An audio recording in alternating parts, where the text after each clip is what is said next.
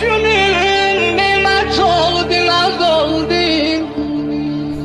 Bir sapardın derdi büyük nenem nenem. Bir sapardın derdi büyük nenem nenem.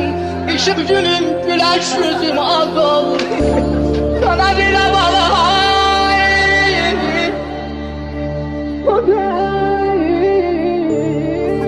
Varım yokum, Kerbela'da yok oldum. Benim gemim nenemden de çok oldu. Az bilmem diyemedim derdimi. Her mizcilim kalbimde bir ok oldu. Su akmazsa çemenlerle bitirmem. Kurt olmasan koyun sürü itirmez. Olçu kovan maral kimi itmişem. Olçu kovan maral kimi itmişem. Hiç kim beni ellerime yedirmez.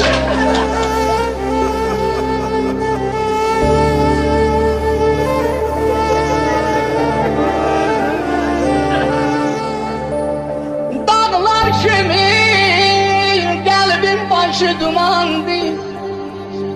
Gözlerimde hasret zirişi kandı. Hudayım senin uşak nabaladım yollara. Şam'ın yolun tapamıram hayandı.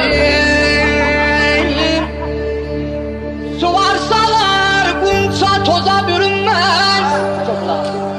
Su varsalar kunça toza bürünmez. Göz olsalar gül şaheden derinmez. Beləsinim benim kolum budadır. Beləsinim benim kolum budadır. Mübayim tozlu saçım ölenecek ölme.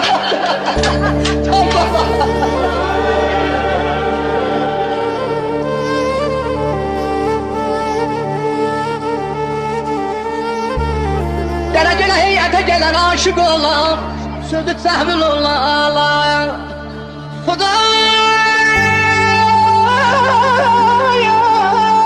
bülbül gezer ağda alaga üsteyim. Ceh vurar gül üstte sağda üstten.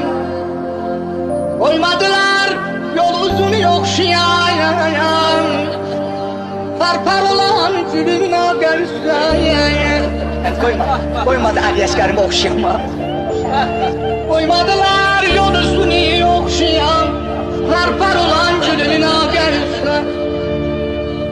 Bakam ahli gel gününde yoldaş istem. İsteklisin yoldaşından baş ister. Tayfamın göklümen istesen. Benim göklüm bu çölde kardeş ister. Kardeş yalan yaşlar.